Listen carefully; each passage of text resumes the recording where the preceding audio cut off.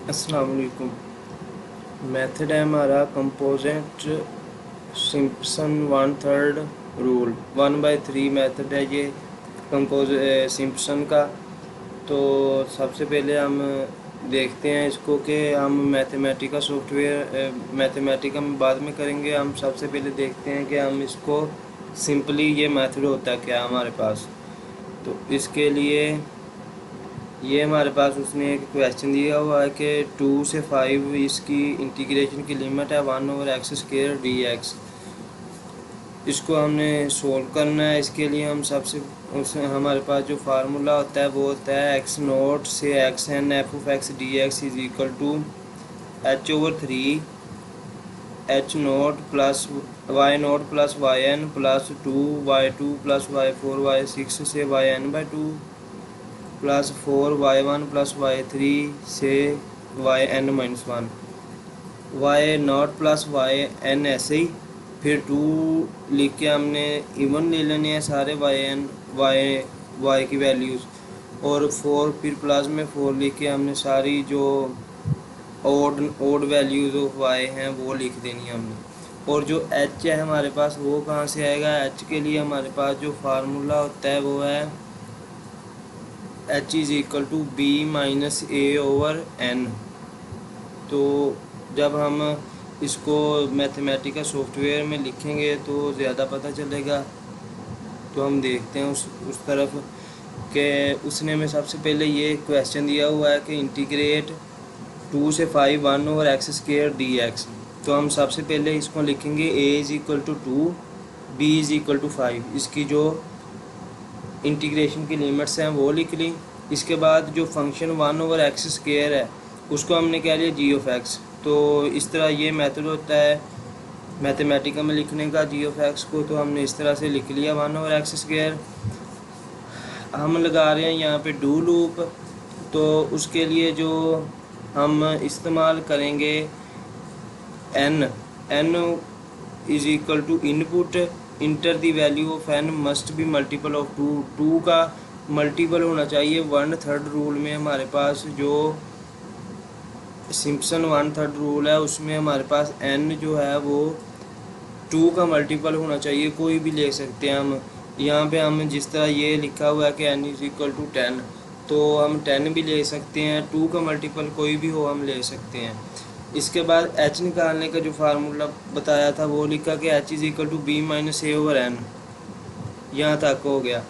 इसके बाद हमने कमांड यूज़ की do x of i = a + ih i0 और इसके बाद सेकंड कमांड यूज़ की कि f of i = g of x of i from 0 to n। अब हम जो x हमारे पास g of x में जो x है उसकी जगह पे हम लिखना चाहते हैं a + ih।